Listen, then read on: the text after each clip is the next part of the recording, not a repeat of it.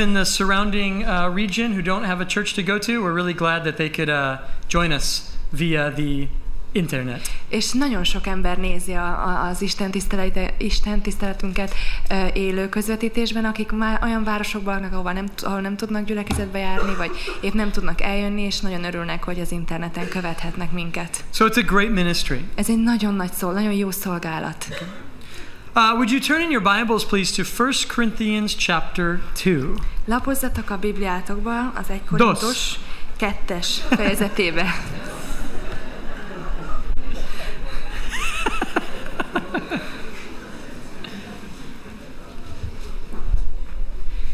Claudia is from Brazil. Claudia Brazíliából származik. And of course, Joy's brother, my brother-in-law, lives in Iguaçu Falls, Brazil, planting a Calvary Chapel.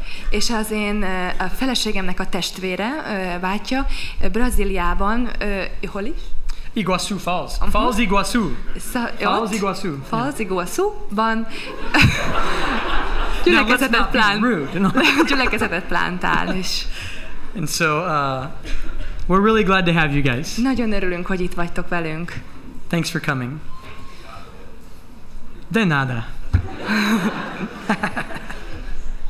All right, this we're going to look at the first 5 verses of chapter 2. So 1 Corinthians 2, 1 through 5. Tehát ma a második fejezet első 5 igeversét fogjuk megnézni. And let me remind you, the city of Corinth was a big city. The church was really wanting to bring the gospel to the whole city. Ne felejtsük ugye, hogy Korintus városa egy hatalmas város volt, és a gyülekezet is elég nagy volt, és szerették volna elvinni az evangéliumot az egész városnak. We looked last week at how that the church was struggling a bit with the idea of being relevant to the community. És láttuk múlt héten, hogy a gyülekezet azért küzdött azzal, hogy próbált valamiféle hatással lenni a városra, hogy kicsit úgy megtartani a jelentőségét. And Paul hit that straight on when he said in verse 18, the message of the cross is foolishness to those who perish, but it is the power of God to those of us who are being saved.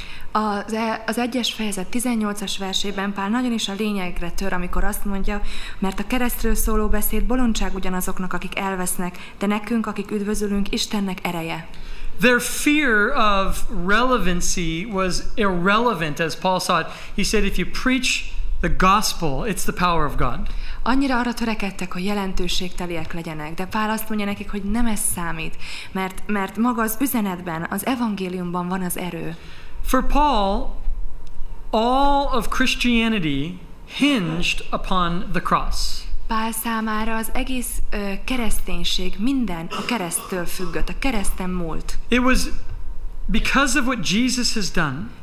Minden azon múlott, amit Jézus tett. That we could be born again. Hogy mi újjászülethetünk. That our sins are forgiven. Hogy a bűneink megbocsátatnak. That we have the promise of heaven. Hogy ott van számunkra a mennyígérete. These things are all directly related to the cross.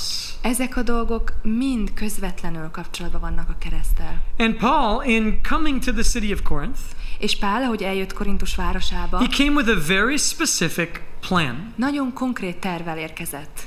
And in these first 5 verses, he kind of lays out for us what were his intentions. És az első 5 versben elmondja nekünk, hogy mik voltak a tervei. This is the manner in which I came to you. That's what he's going to be saying to us. El fogja mesélni nekünk, hogy hogyan is érkeztem hozzátok. Paul was purposeful in how he was going to relate the gospel. Tehát céltudatosan meg volt a terve, hogy hogyan fogja elmondani majd az evangéliumot. Ministry happens quite often, and some of the best ministry happens accidentally, right? A szolgálatok sokszor, és néha a legjobb szolgálat az ilyen véletlenül történik. You know, we didn't plan it, and it happened. Nem igazán terveztük, de valahogy úgy alakult. And I love that. És ezt nagyon szeretem. But we should never forget that a clear presentation of what we believe is not an accident. De fontos, hogy annak a tiszta kommunikációjába, a kommunikáció, amit mi hiszünk, az soha nem csak úgy véletlenszerűen történik. And Paul was about having clarity in the message. És Pálnak ez volt a célja, hogy tisztán tudja elmondani az üzenetet. Look at verse 1. Első vers. And I, brethren, when I came to you, did not come with excellence of speech or of wisdom, declaring to you the testimony of God. Én is, amikor megérkeztem hozzátok, testvéreim, nem úgy érkeztem, mint aki ékes szólás vagy bölcsesség fölényével hirdeti nektek az Isten bizonságtételét. He begins by telling us how he did not come. Tehát azzal kezdi, hogy elmondja, hogy nem érkezett, He hogy didn't hogyan come nem in jött. excellence of speech or wisdom. Tehát nem ékes szólással vagy bölcsességgel. He wasn't a Christian philosopher, or worse yet, a Christian salesman. Tehát nem valamilyen keresztény filozófus, vagy nem valami még rosszabb, ilyen keresztény ügynök volt. You know, hey, I can sell you a vacuum or give you the gospel. Hogy itt lehet, el tudnék most számodra adni egy jó kis porszívót, esetleg az evangéliumot. You know, some people present the gospel like a sales pitch, and it's not a sales pitch. Néha az emberek így mondják, így adják át az evangéliumot, mintha valamilyen ügynöki ilyen beszédük lenne. Paul was a witness of Jesus Christ. Pál Jézus Krisztusnak a bizonságtevője volt. If there was ever a Christian who could debate and very, very well, it was Paul. Ha van valaki keresztény körökben, aki nagyon jó szónok, vagy nagyon jó ilyen vita partner volt, hát az Pál volt. But what he says here is that I made a decision to not come to you in that manner. De azt mondja, hogy én eldöntöttem, hogy nem így érkezem hozzátok. I didn't come in excellence of speech or wisdom. Nem ékes szólás vagy bölcsesség fölényével. Paul's concern was this. Pálnak a következő volt az aggodalma. He didn't want people to mix up the message with the messenger. Nem szerette volna, hogy az emberek összekeverjék az üzenetet az üzenet hozójával. The message that Paul had to preach was a great message. Mert az az üzenet, amit Pál hozott és hirdetett, az egy nagyszerű üzenet volt. Okay, so let me say it like this. The message Paul had to preach was great. Az üzenet, amit Pál hirdetett, az nagy volt. Paul wanted to make sure that that's what they heard. És Pálnak fontos volt, hogy az emberek ezt hallják. He didn't want anybody walking away saying that was a great message, and, you know, where it draws attention to himself. Nem azt akarta Pál, hogy bárki is úgy menjen el az üzenetet meghallgatva, hogy fú, micsoda jó beszéd volt, vagy milyen jó kis üzenet volt, mint hogyha az előadó lenne a jó. Paul said, I was working so that you would hear the message and not just me. Pál azt mondja, hogy én azon dolgozom, hogy ti az üzenetet halljátok tisztán meg, és ne rólam szóljon a dolog. See, great communicators in Paul's day were highly valued. A nagyon jó kommunikáló embereket Pál idejében nagyra értékelték. You know, these orators, they would even have these games of giving the orator any topic and seeing how well he could communicate on the topic. So the topic didn't matter, it was the oration that mattered. Tehát ezek a szónokok akkor nagyon nagy sztárok voltak. Voltak ilyen versenyeik, hogy valamilyen témát feldobtak, és a szónokok ott helyszínen elő kellett adjanak valamit, arról a téma nem is számított, hanem az, hogy mennyire jól tudnak szónokolni. You know, the people valued the art rather than the substance. Tehát az emberek nagyra értékelték a szónoklás művészetét, de igazából nem az üzenetet értékelték. And we live in there's so much information out there in our world. És ma is annyira sok információ van a mi világunkban. That unless, you know, because there's so much, we kind of need it to be a little bit more interesting or entertaining to even catch our attention. És mivel annyira sok az információ körülöttünk, fontos, hogy valamivel kiugorjon, kilógjon, vagy jobbnak tűnjön az egyik a másik, vagy felkeltse a figyelmünket. Information alone is just not good enough anymore. We need it to be entertaining information. Az információ önmagában már nem elég. Fontos, hogy az információ szórakoztató is legyen.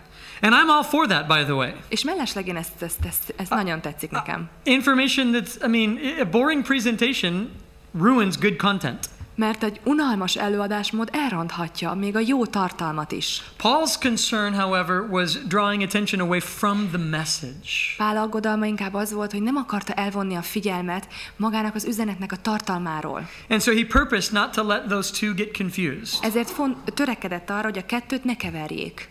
He didn't want people to walk away saying, wow, that guy's really smart. Nem azt akarta, hogy úgy menjenek el az emberek, hogy fú, ez az ember, ez a Pál mennyire okos. He's so witty, he's so funny. Hogy milyen kis okos és olyan jó humorú. He wanted people to walk away saying, what an incredible message. Hanem azt akarta, hogy az emberek úgy menjenek el, amikor hallják, hogy milyen fantasztikus üzenetet hallottak. He really truly did not mind getting no attention. Őt nem érdekelte I tényleg, think he would have rather liked it that way. hogy nem kap ő külön figyelmet. Talán ez jobban tetszett volna neki amúgy is. Again, let me remind you, Paul was a brilliant person. És emlékeztetnélek benneteket, hogy Pál egy brilliáns ember volt. In the things of God, but also in the sense of the world. He was a very learned individual. Isten dolgaiban is, de a világ szempontjából is egy nagyon, nagyon képzett, egy tanult ember volt.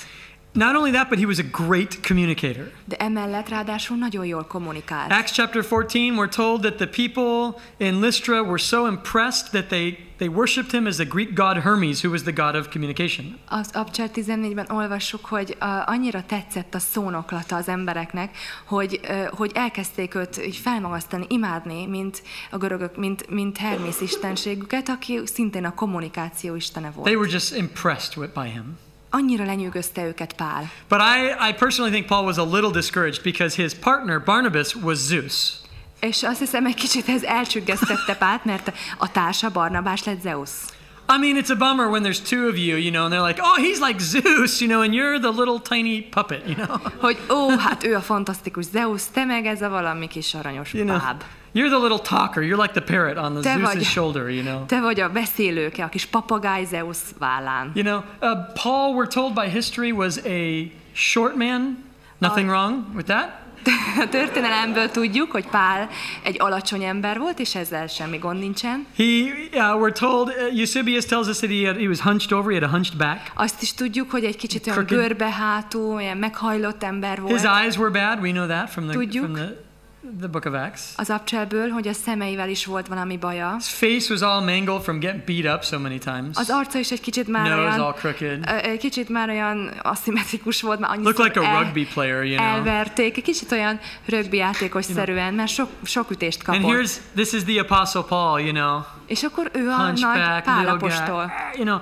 És ronda arcú, hajlott hátú, They looked at him, ember. they looked at his friend, and they said, yeah, he's Zeus, sorry, dude. És akkor ő ránéztek aztán Barnabásra, Zeus. és azt mondják, hogy hát Barnabás Zeusz, te sajnos nem lehetsz. But even with all of these, maybe physical distractions, Paul was a great communicator. És annak ellenére, hogy fizikailag ennyire érdekes volt Pál kinézete. That was nicer than mine. Even though that what? I have no idea.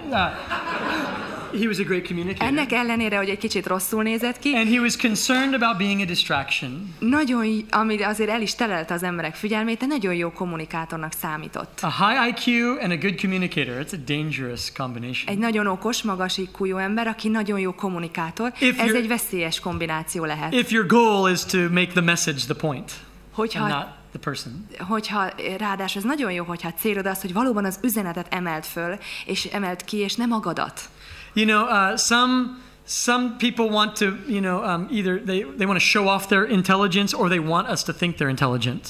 Az emberek általában vagy fitoktatják, hogy mennyire intelligensek, vagy próbálják velünk elhitetni, hogy mennyire intelligensek. I would always have to fall into the second category, just so you know. Csak hogy tudjátok, én a második kategóriába esnék. Ha ez valaha megtörténik, én biztos az vagyok. I work hard to show you that I'm not intelligent.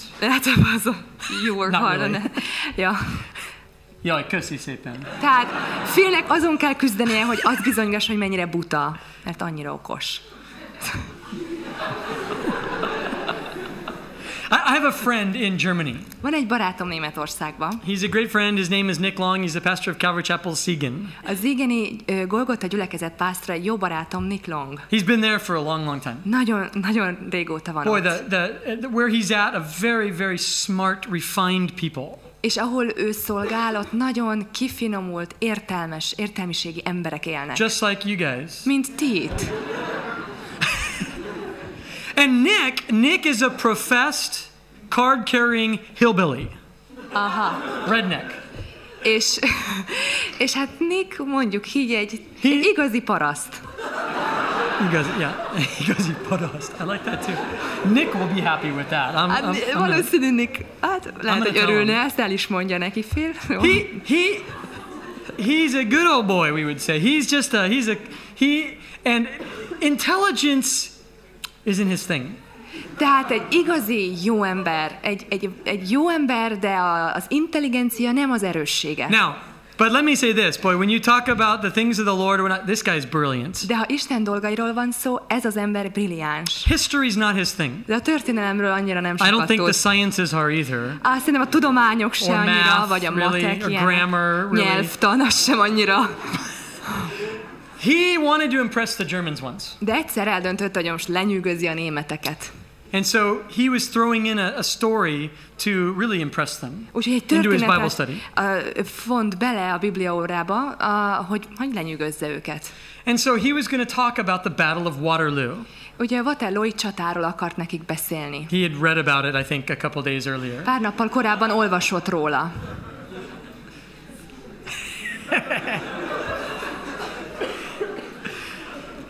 I'm going to tell him to watch the study. So Meg fogom írni neki, hogy majd nézze meg ezt a tanításomat az interneten. gotcha. Okay. Meg vagy inni. And he starts teaching about Waterloo. És elkezd Waterlooról beszélni, tanítani. And his German translator was translating. És a német tolmácsa tolmácsol. But Nick started talking about Waterloo as if Waterloo was a person. De egy bizonyos ponton a történetben Waterlooról úgy kezdett beszélni, mintha az egy személy lett volna. And then Waterloo went over here. És aztán Waterloo elment ide, meg oda. And then Waterloo did this. És aztán ezt meg ezt csinálta. The translator was struggling. A tolmács küzdött.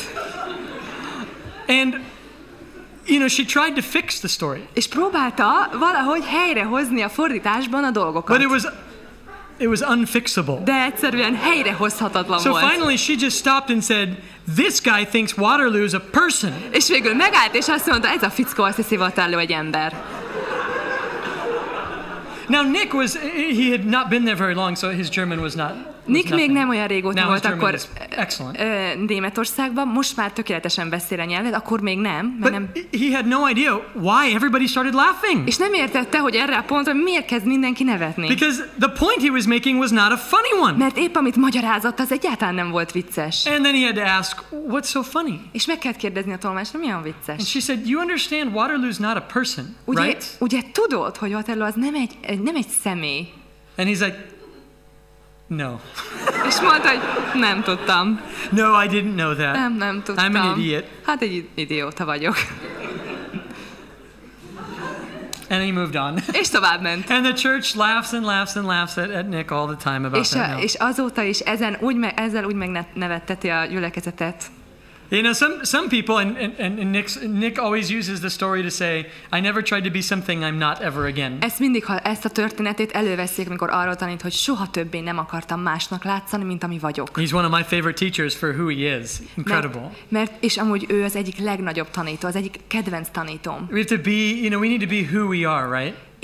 Önmagunknak kell lennünk. And when we try to, you know, I have to impress with this or impress with that, then it really just ends up drawing attention to the person rather than to the gospel. De amikor elkezdünk embereket lenyűgözni, hogy majd ezzel vagy azzal, hogy lenyűgözöm őket, akkor mindig az emberre kerül a figyelem, és nem az evangéliumra. Paul does not have a problem with excellence of speech or wisdom. They're not a problem. Tehát Pál számára az ékes szólással, a bölcsességgel nincsen probléma. The problem is this. We are not saved by those things. A fontos dolog, a probléma az, hogy nem ezek a dolgok üdvözítenek minket. And you see, if we were, if I could convince you of the gospel through clever speech or wisdom, then someone smarter or a better communicator could unconvince you. Mert ha így lenne, és én az ékes szóló, okos, ötletes előadásommal meg tudnálak nyerni benneteket az üdvösségre, és megtérnétek, akkor egy jobb előadó, egy ügyesebb, okosabb, ugyanilyen módon meg tudna győzni a másik dologról titeket. And Paul is not building the kingdom of God by his cleverness. És Pál Isten országát nem a saját okossága által építi. He wants it to be the power of God. Hanem szeretné, hogy Isten ereje legyen. And so he purposed not to come in excellence of speech or wisdom. Ezért dönt úgy, hogy nem ékes szólás vagy bölcsesség fölényével fog hirdetni. 4 verse 2, I determined not to know anything among you except Jesus Christ and him crucified. 2. vers, mert úgy határoztam, hogy nem tudok közöttetek másról, csak Jézus Krisztusról, róla is, mint a megfeszítettről. When Paul says that I determined not to know anything, amikor Pál azt mondja, hogy úgy döntöttem, hogy nem tudok másról. This doesn't mean Paul rejects all other disciplines of learning. Ez nem jelenti azt, hogy Pál elutasítja minden más tudomány vagy ismeretnek a jogosságát. Paul is not saying, I don't need math, I have Jesus. Hogy nekem nincs szükségem a matematika tudásra, mert itt van nekem Jézus. Who needs the sciences? I have Jesus. Kinek van szüksége bármiféle tudományra? Hát itt van nekem Jézus. I can see there are several college and high school students that would love if that were true. Látom, hogy van itt egy pár főiskolás, egyetemista, gimnazista, aki azt gondolja, hogy bárcsak ez igaz lenne. I don't need to study for that test, I have Jesus. Nem kell tanulnom a vizsgára vagy a dolgozatra, itt nekem itt van Jézus. Now, Paul was as I said, he was a very learned individual. És ahogy mondtam, Pál egy nagyon is tanult ember volt. In many disciplines. Nagyon sokféle dologban tanult volt. He didn't reject learning. És ő nem utasította el a tanulást. Rather, what Paul is saying here is this. Inkább azt mondja ezzel Pál, In comparison to the priority of the gospel and Jesus Christ in his life, nothing else mattered. hogyha össze kéne hasonlítanom és rangsorolnom kéne, akkor Jézus Krisztus evangélium az ő életéhez viszonyítva semmi más nem hasonlítható. There was no second place in Paul's mind for his attention. Pál életében, a gondolataiban az ő figyelmét nem lehetett így első dobogós 3, hogy csak az első hely volt. Nem And volt notice második. this was something that he determined. He says that, I determined not to know anything. És azt mondja, hogy ezt ő elhatározta. Így írja, mert úgy határoztam. We're dragging children out. That was Gyerekeket kivezetjük. I determined. I made it my point.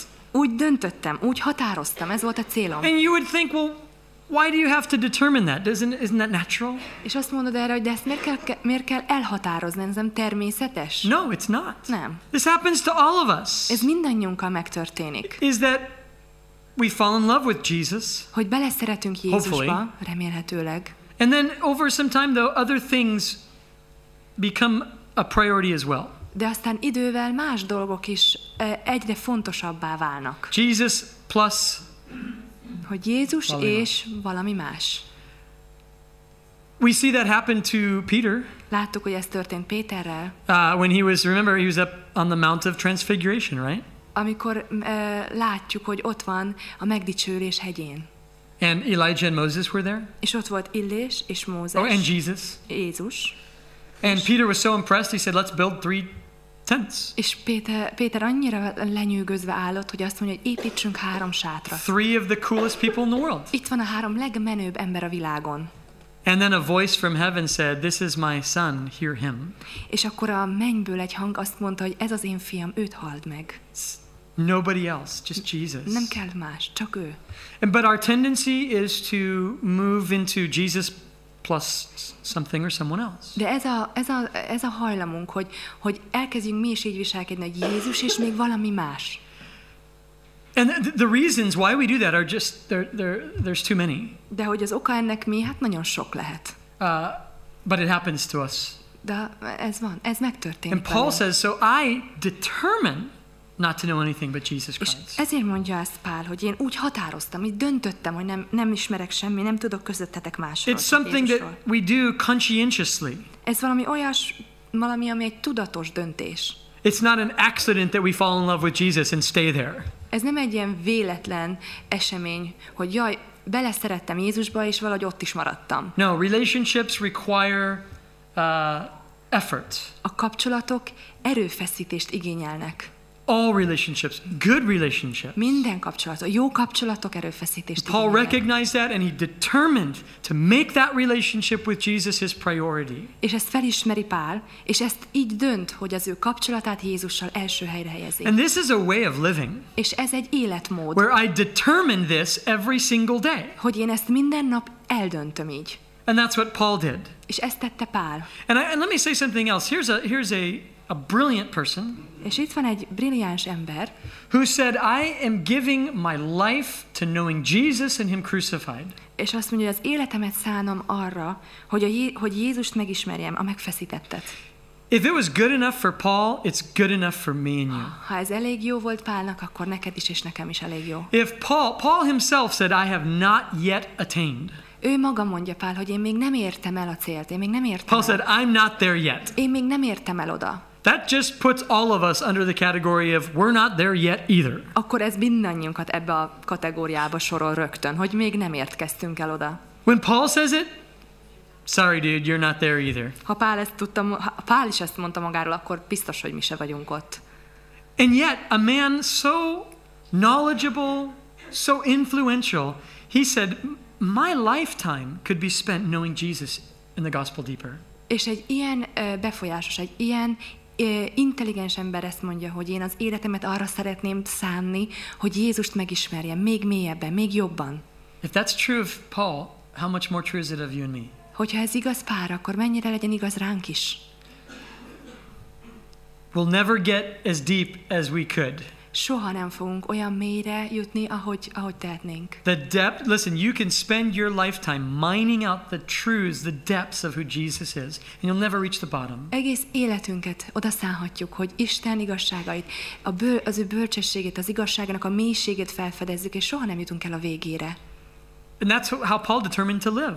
És Pál úgy döntött, hogy ő így fog élni. This is going to be my priority. Hogy ez lesz az elsődleges az életemben. Verse 3, I was with you in weakness, in fear, and in much trembling. 3. vers, és én erőtlenség, félelem és nagy rettegés között jelentem meg nálatok. That fascinates me. Ez engem egyszerűen ledöbbent. This is the apostle Paul we're talking about. Hogy Pál apostolról beszélünk itt. He wrote half of the New Testament. Ő írta az Új Szövetség felét. If he felt insecure, ha ő ilyen bizonytalan volt, dear Lord, akkor where does that leave us? Mi lesz velünk? Listen, let me tell you where Paul felt weakness and fear and trembling. Elmondanám, hogy szerintem Pál hol érezte, miben érezte ezt a félelmet, ezt a remegést, and where he did not. rettegést, és miben nem. He was secure in his relationship with Jesus. Szerintem ő nagyon is bizonyos volt a Krisztussal való kapcsolatában. I hope you are. Remélem te is az vagy. I pray that you will be if you're not. Ez az imám, hogy azzá legyél, ha még nem vagy. If you are in Christ Jesus, you are his. It's a sealed deal. Hogyha te Krisztusban vagy, akkor az övé vagy, és ez egy kész üzlet, vége. You don't have to fear all the time. If you've repented of your sins and asked Christ into your life, you don't have to live your life in fear that you're not born again. Nem kell aztán az életünket ebben élnünk, hogy félünk, hogy vajon tényleg megbocsátotta, hogy vajon tényleg mindent megvallottam-e, és ilyen félelemben élni Istennel szemben. Where Paul was insecure, amiben Pál bizonytalan volt, and fearful, félelmekkel teli, vagy was his calling as a minister. Az az ő szolgálói elhívása. Some believe that Paul's fear was the result of his sickness. Egyesek azt gondolják, hogy ez a félelme az ő betegségeiből eredt. Very possible. Ez nagyon is lehetséges. Or others believe it was because of the persecution in Corinth. De lehet, hogy azért, mert Korintusban is üldöztetés volt. Very possible. Ez is nagyon is. Or others simply his recognition that he was limited for the task God called him to. Vagy hogy érezte, hogy mennyire is behatároltak a képességei mindahhoz, amire Isten elhívta. Also a good reason. Ez is egy magában jó ok. Which one is it? De vajon melyik az? It's all three. Mind a három. I mean, everything working against him in that sense. Ilyen értelemben ezek mind ellene dolgoztak. Paul was not secure or overly confident in his ministry. Pál nem volt nagyon magabiztos, nem volt ilyen teljesen bizonyos az elhívásában. He realized that what he was called to do was greater than himself. Mert rájött, hogy amire elhívva van, az sokkal nagyobb őnála. And that really isn't a bad thing. És ez amúgy annyira nem rossz dolog. It's a difficult thing. Nehéz but dolog. It's not a bad thing. De nem rossz dolog.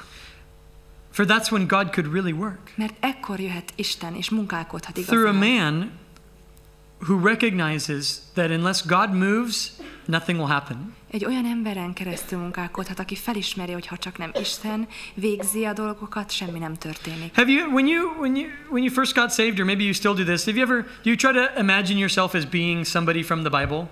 Amikor megtértél, amikor friss megtért voltál, nem gondolkoztál veled, most is képzelődtél azon, hogy milyen lenne, ha valamelyik alakja lennél a Bibliának. Oh, I want to be like this hogy én person. úgy szeretnék olyan lenni, mint valaki. Girls, sorry, you had a very limited number of ladies. Lányok, nektek elég szűk a választási lehetőségetek. It's like you're fighting over Ruth and Mary, you know. Mária és Ruth között zajlik a csata.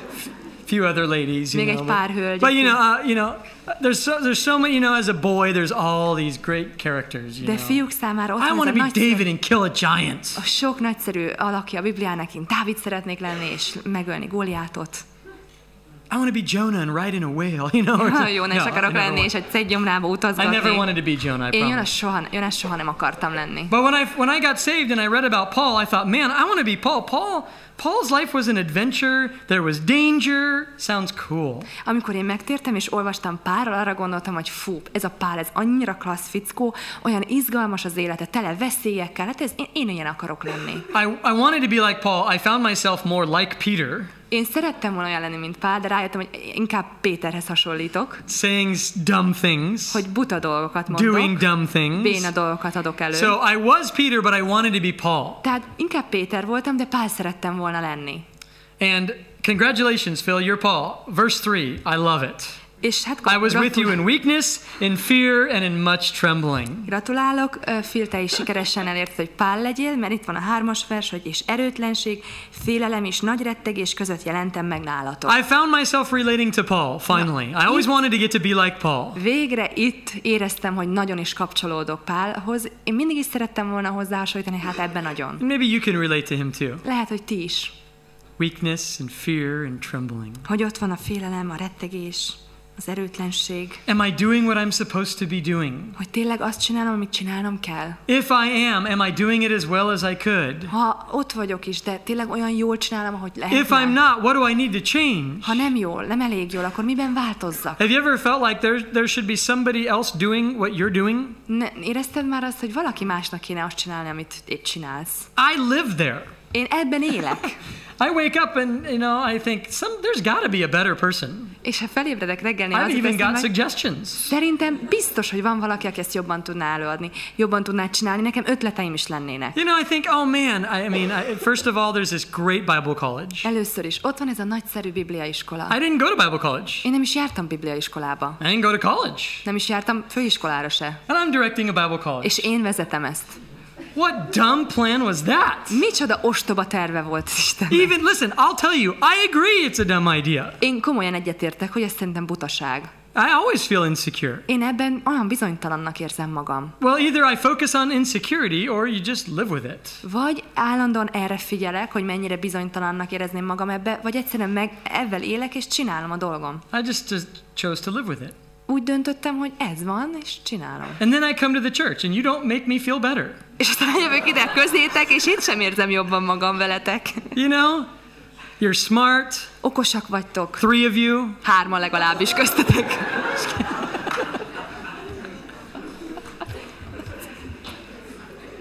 Everybody's pointing now. Who's smart? Ki az a 3, na? No, but I think, what in the world? There's got to be a better person, and I have suggestions. De tényleg, azt érzem, hogy tuti lenne valaki, aki ezt jobban csinálná. Ötleteim is lennének. But let me be clear on this. I feel insecure, but I'm not going to quit. Én bevallom, hogy ebben néha nagyon bizonytalan vagyok, de nem adom fel. Insecurity is okay. A bizonytalanság dolgokban az még rendben van. As long as it van. doesn't lead you to just give up. Ha ez nem vezet oda téged, hogy feladd. Listen, if this church was me and my family, I'm incapable of doing what is necessary.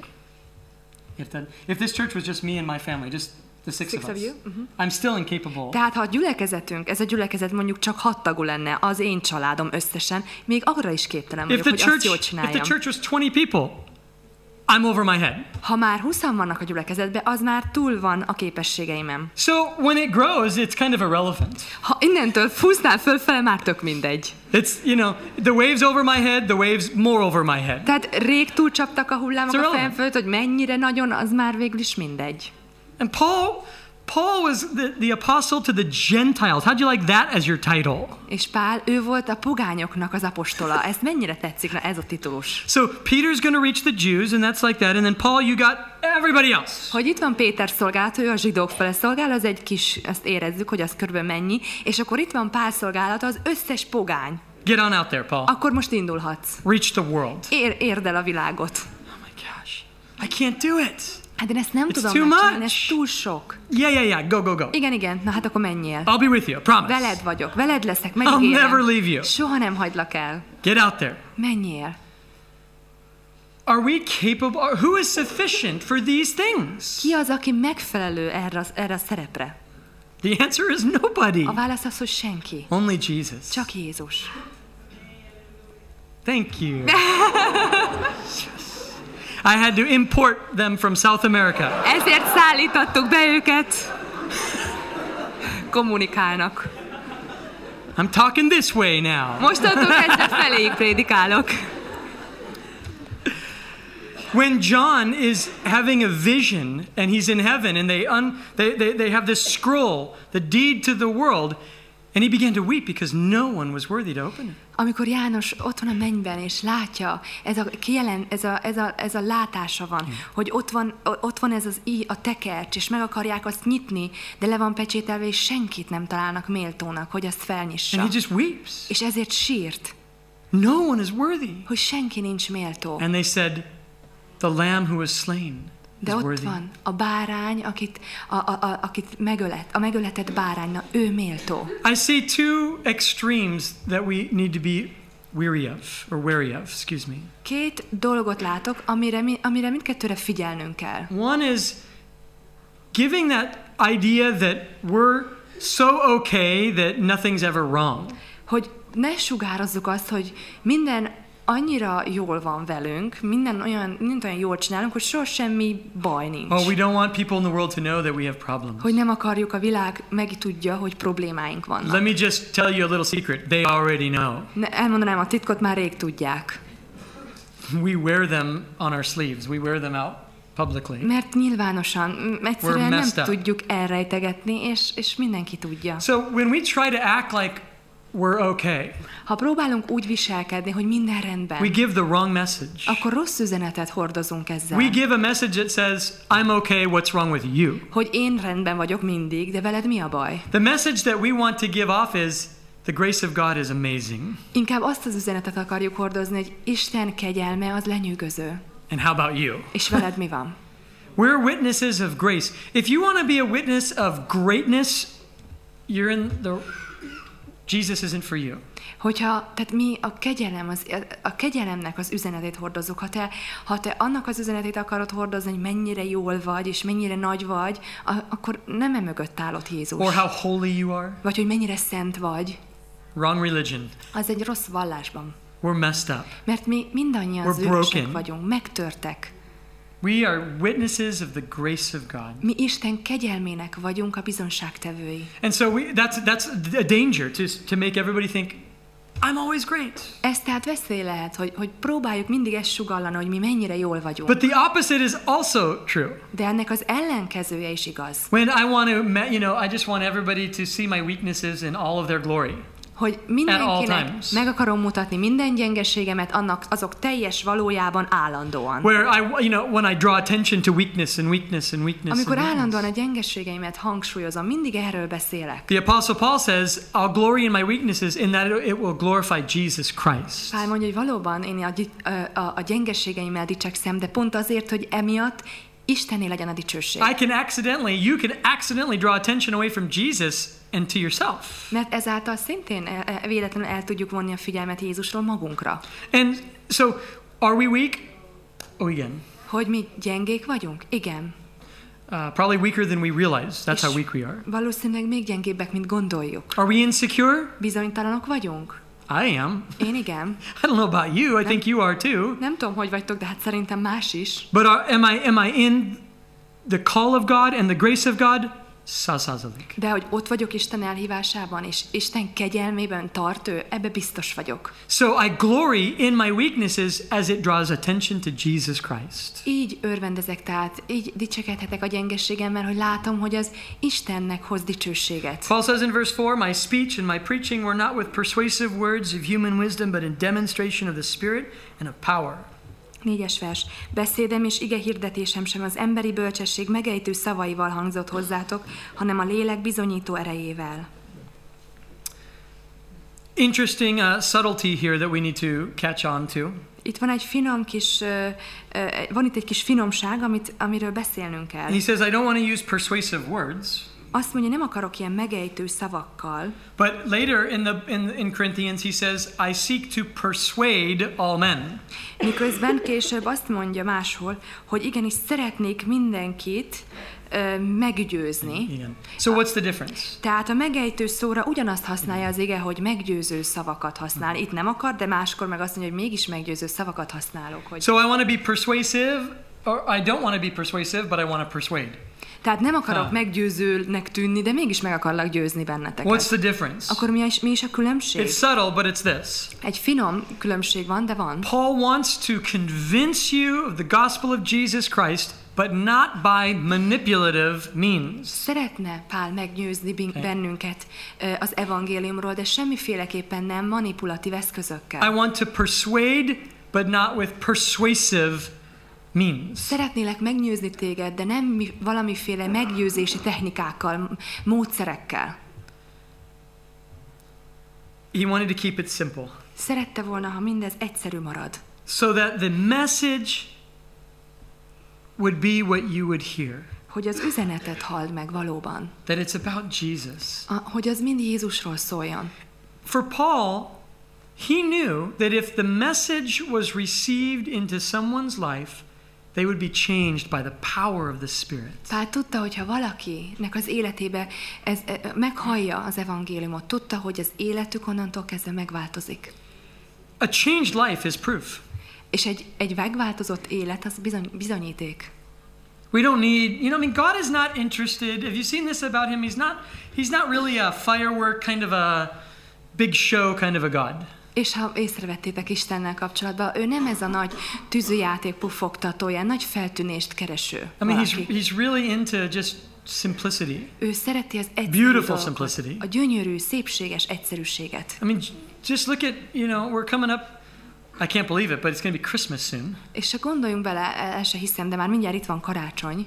I mean, look at how Jesus came to us. Nézzétek meg, hogy hogyan So érkezett. ordinary. Hogyan érkezett hozzánk Jézus olyan mindennapi módon. I mean, he was born in a cave. I mean, there was a lot of babies born in caves. Hogy egy ilyen barlangba szülték őt meg, és hát azért ez azért már ilyen történt. We like his because it's Jesus, but a lot of kids have been born in caves. De ilyen módon nagyon sok gyerek születik, persze mi az ő történetét nagyon kedveljük, mert His őróla whole life szól. was so ordinary for so long. Élete olyan sokáig annyira mindennapi volt. I mean, the one thing we learn about his childhood was that his parents left him in Jerusalem. Az egyetlen dolog, amit a gyerekkoráról megtudunk róla, az az, hogy a szülei egyszer ott hagyták Jeruzsálembe, elvesztették. No like cool stories of miracles that Jesus did. Nincsenek ilyen Baby klassz Jesus, történetek, hogy a miracles. kis baba, a Jézus babaként milyen csodákat tett, meg miket tett. Jesus walking on the bathtub water, Hogy a kis mosdató kádja vízén már járt, meg ilyenek. Jesus is in the bath parting the water. Vagy Jézus ott fürdik a kis fürdővízébe és szétválasztja. Get in the water, Jesus. Knock it off, És hogy a szülei mondják, hogy most már hagyd abba, Jézus, most már fürödjél meg rendesen. Jesus multiplied the crackers at Ovoda, Hogy az óvodába a sütit így megszaporítja Jézus. Something extraordinary, hogy valamilyen különleges dolgot tett volna. Jesus is so wow, no, there's nothing. Hogy Jézus annyira klassz, és semmi. He lived an exceptionally ordinary life. Egyszerűen kiugróan mindennapi életet élt. There have been billions of people who have lived just like that, who none of us will ever know. Mert milliárdnyi ember élt és él úgy, ahogy ő élt, és senki nem fog róluk tudni. And were it not for the fact that God ordained that his son and his story would be known throughout the whole world, we would never know his story. És ha nem Istenem múlt volna, akkor ma ezt az egész történetét Jézusnak nem tudtuk volna meg. It's the message that is the power of God unto salvation. Mert az It's the gospel. maga, az evangélium az, ami Isten ereje az üdvösségre. It's not how catchy I could make it, or you could make it. Nem arról szól a dolog, hogy te mennyire tudod olyan, úgy feltopírozni, hogy még jobban hangozzon. I've said this before, I'm going to say it a billion times. Már sokszor mondtam, de sokszor is fogom mondani. Christianity works. A kereszténység önmagában működik. It just works. Egyszerűen működik. A changed life is the proof. Egy megváltozott élet lesz aztán a Look around the room. Csak nézzetek körül ebben a teremben. I mean, so many from so many different walks of life. Olyan sok felől érkeztetek ide. So many different nationalities. Olyan sok életutat jártatok be, olyan sok nemzetből valók We all vagytok. love the same Jesus. De ugyanazt a Jézus szeretjük. How is that possible? Ez hogy lehetséges? It's the power of God. Ez Isten ereje. Doesn't make sense. Nem tudjuk felfogni. It just works. Egyszerűen működik. And Paul made certain that he did not get in the way of what works. És Pál azt akarta elérni, hogy semmiképpen ne álljon útjába annak, ami amúgy is működik. Whether it was to be overly impressive or to be overly weak so that he drew attention to himself. Hogy ne legyen túlságosan ilyen magabiztos és önmagát mutogató, de ne legyen túlságosan is gyengének tűnő, csak a gyengeségeivel pont magára a figyelmet felhívó. Paul chose somewhere in the middle. I'm weak, God is great. Valahol a középutat akarta, hogy én ugyan gyenge vagyok, de az Istenem hatalmas. You know, how do we reconcile these things? Ezeket a dolgokat hogyan tudjuk összeegyeztetni? I'm weak, he's strong. I'm limited, he's not. Gyenge vagyok, ő hatalmas. Én behatárolt vagyok, ő végtelen. I'm incapable, he's capable. Én képtelen vagyok dolgokra, ő mindenre képes. How do you reconcile these? Ezeket hogyan lehet összeegyeztetni? Charles Spurgeon said it great. He said, you don't reconcile friends. Charles Spurgeon azt mondta, hogy a barátokat nem kell összeegyeztetni, összebarátkoztatni. Because they work together. My weakness, his strength Mert works ezek together. eleve együtt vannak, és összetartoznak. Az én gyengeségem egyértelműen összefügg az ő erejével. I bring the weakness, he brings the strength. It's a good deal. Hogy együtt nagyon jók vagyunk. Én hozom a gyengességem, ő hozza az erejét. I bring the sin, he brings the grace. Én hozom a bűnt, ő hozza a kegyelmet. That's the gospel. Ez az evangélium. Christ died for me, Hogy Krisztus meghalt for értem. you. És érted? Paul says, I made an effort to let the gospel be the gospel. Why? Ezt mondja Pál, hogy erőfeszítést teszek. Úgy határozok, hogy az evangélium maradjon meg az evangéliumnak. Verse Miért? 5. 5-ös vers. That your faith should not be in the wisdom of men, but in the power of God. Hogy hitetek ne emberek bölcsességén, hanem Isten erején nyugodjék. There's nothing wrong with the wisdom of men. Nincs semmi gond az emberi bölcsességgel. Again, Paul's not putting down human wisdom. Megint csak mondom, Pál nem lealacsonyítja az emberi bölcsesség értékét. What he's doing is he's saying this, the wisdom of men, no matter how great or influential or it might be, it's not enough to save a soul. Inkább azt mondja, hogy bármilyen nagy legyen is az ember bölcsessége önmagában, az nem elég arra, hogy megmentse azt az embert. The wisdom of men can inspire us to greatness, Az emberi bölcsesség igenis inspirálhat minket nagy dolgokra, but it can't save us from hell. de a pokoltól nem tud megváltani minket.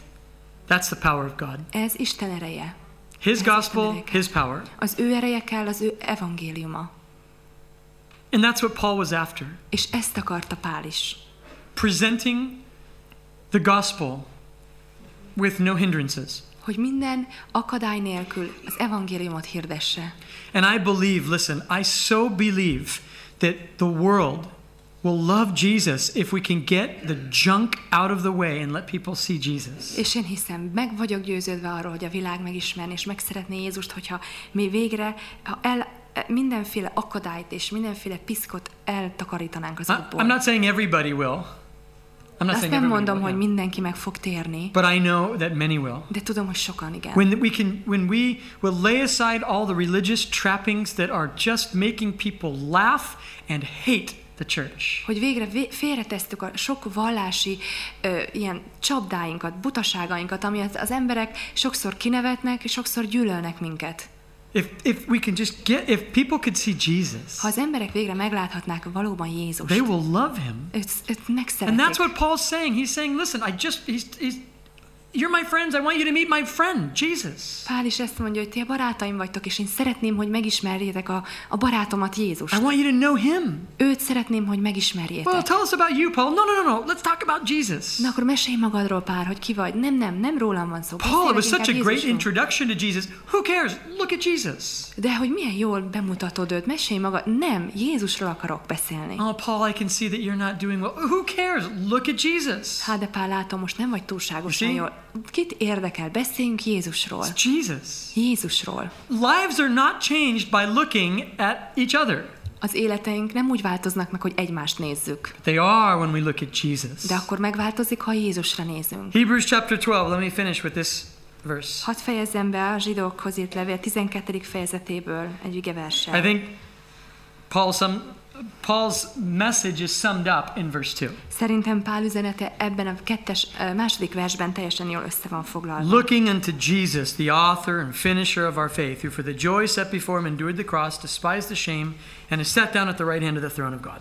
Nézzünk fel Jézusra, a hit szerzőjére és beteljesítőjére, aki az előtte levő öröm helyett a gyalázattal nem törődve vállalta a keresztet, és az Isten trónjának a jobbjára ült. That's all we need, guys. We need to see Jesus. Ennyire van szükségünk, hogy Jézust lássuk. We need him. Rá van szükségünk. We need him. Rá. And when Jesus Christ and him crucified is our priority, és ha Jézus, a megfeszített Jézus, ami legfontosabb, az elsőbséget élvezi az életünkben, things change. akkor a dolgok megváltoznak. Christianity works. Mert a kereszténység működik. It's God's plan. Ez Isten terve. It's not our plan. Nem a miénk. I'd never come up with this plan, neither would you. Ilyen tervvel nem álltunk volna elő. Én biztos nem, ti sem. From obscurity to greatness. Hogy a homályból, az ismeretlenségből a nagyságba. Offering your own son. Hogy felajánlod a saját fiadat. Nobody would do that. Ezt senki nem tenné. It's God's plan. Ez Isten terve. Because it's God's plan, it works. És mivel Isten terve működik. Get your friends to Jesus. Úgyhogy a barátaitokat vigyétek el Get Jézushoz. your family to Jesus. A családjaitokat vigyétek oda Jézushoz. Get yourself to Jesus. Magadat is vidd oda Jézushoz. It's all about Jesus. Minden Jézusról szól. I'm done. Végeztem. Finito. Let's pray. Let's pray. Imádkozunk. Lord, I thank you so much for the truth of who you are. Uram, annyira köszönjük neked annak igazságát, hogy ki vagy te. No one like you in the world. Hogy nincs senki hozzád hasonló a világon. We need more of you. Szükségünk van még inkább We need all of you. Mindenedre szükségünk van. Lord, I pray that you would help us, that Jesus would be our priority. Uram, kérlek, segíts nekünk, hogy Jézus legyen az elsődleges az életünkben. Not Jesus and other things. Nem Jézus és más dolgok. But just Jesus. Csak Jézus. Help us, Lord. Kérlek, segíts nekünk. We are weak. Mi gyengék vagyunk. You are great. De te nagy vagy. Help us to live in that place.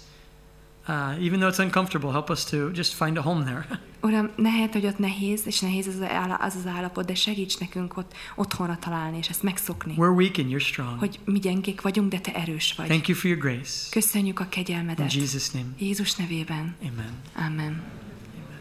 The Lord be with you all this week. Isten legyen veletek mindannyiótokkal ezen a héten. So thankful for you. Nagyon hálás vagyok értetek. If you need prayer, ha szükségetek van imádságra, we're here to pray with you. Itt vagyunk, hogy imádkozzunk. And God bless you. Have a great week. Isten áldjon benneteket. Isten áldjon.